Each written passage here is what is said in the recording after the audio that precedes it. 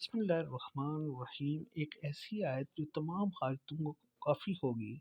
ان اللہ علی کل شیء قدیر، تمام حاجات کے لیے زبردست وظیفہ۔ یہ قرآن پاک کی بہت ہی طاقتور آیت کا وظیفہ ہے۔ آپ لوگوں نے یہ آیت پہلے بھی پڑھی ہوگی، ان اللہ علی کل شیء قدیر، یہ آپ سب کو یاد بھی ہوگی۔ اگر نہیں یاد تو یاد کر لیجیے، چھوٹی سی آیت ہے۔ اللہ کی ذات ہر چیز پر قادر ہے، ہر چیز اسی کے دائرہ اختیار میں ہے۔ ہر چیز کا مالک، ہر چیز کا خالق میرے اللہ کی ذات ہی ہے۔ جس آیات کا وظیفہ بیان کیا جا رہا ہے، انشاءاللہ تعالی ہر چیز کے لیے ہوگا۔ جو آپ چاہتے ہوں گے اللہ کے حکم سے وہ آپ کو مل جائے گا، جو آپ کی حاجت ہوگی وہ بھی پوری ہوگی۔ یہ قرآن مجید میں بہت ساری صورتوں میں یہ آیت آئی۔ قرآن مجید کی سب سے بڑی سورت سورہ بقرہ ہے اور اس کی بہت بڑی فضیلت ہے، اور سورہ بقرہ قرآن مجید کی سب صورتوں کی سردار صورت ہے۔ یہ اس سورہ بقرہ کی آیت نمبر 109 کا وظیفہ ہے، اور اس کے علاوہ یہ سورہ نحل کی آیت نمبر 70 میں بھی یہی آیت اللہ نے بیان کی ہے۔ یہ ہمارے لیے ہے۔ یہ بہت ساری جگہوں پر اس لیے اللہ کی ذات نے بیان فرمایا کہ اللہ کی ذات جو ہے وہ بلا شبہ ہر چیز پر قادر ہے۔ بلا شبہ کا مطلب کیا ہے؟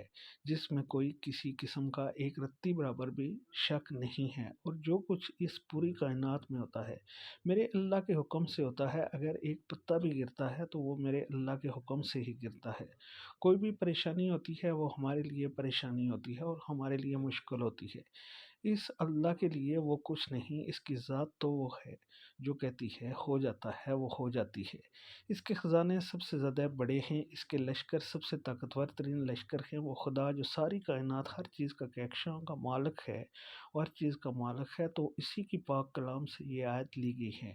جو بھی آپ کو حاجت ہوگی، جو بھی آپ کو مشکل ہوگی، جو بھی آپ کو چاہیے ہوگا، تو آپ نے یہ پڑھ کر اللہ سے کہنا ہے کہ اے اللہ تو ہر چیز پر قادر ہے، مجھے یہ چیز چاہیے۔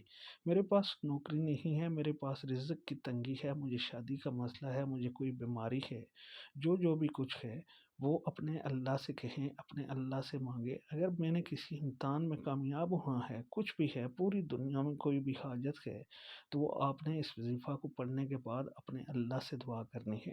انشاءاللہ دیکھیے گا چند دنوں میں آپ کی ہر حاجت پوری ہونا شروع ہو جائے گی۔ میرے اللہ کی ذات ہر چیز پر قادر ہے۔ اس وظیفے کو شروع کرنے سے پہلے 2 رکعت نماز نفل حاجت کے ضرور پڑھ لیجئے۔ اس کے بعد یہ وظیفہ شروع کیجئے گا۔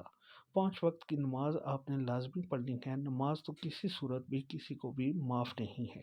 اس کے بعد آپ اس آیات کو چلتے پھرتے بھی پڑھیں، اول آخر درود شریف پڑھ لیں، اور ذہن میں یہ رکھیں کہ اللہ کی ذات جو ہے وہ ہر چیز پر قادر ہے۔ تو میرا یہ فلاں کام ہے، تو اللہ کی ذات جو ہے اپنے فضل و کرم سے اسے پوری کر دے گا۔ تو آپ یقین کیجئے گا کہ یہ اتنی بہترین آیات ہے، دنیا کا کوئی بھی مشکل سے کچھ مشکل کام ہے، جتنا مرضی مشکلات و پریشانیوں کا پہاڑ ہے، تو آپ کی اس آیات سے جو آپ چاہتے ہوں گے اللہ کی ذات وہ عطا فرمائے گی۔ اللہ ہم سب کا حامی و ناصر ہو، آمین۔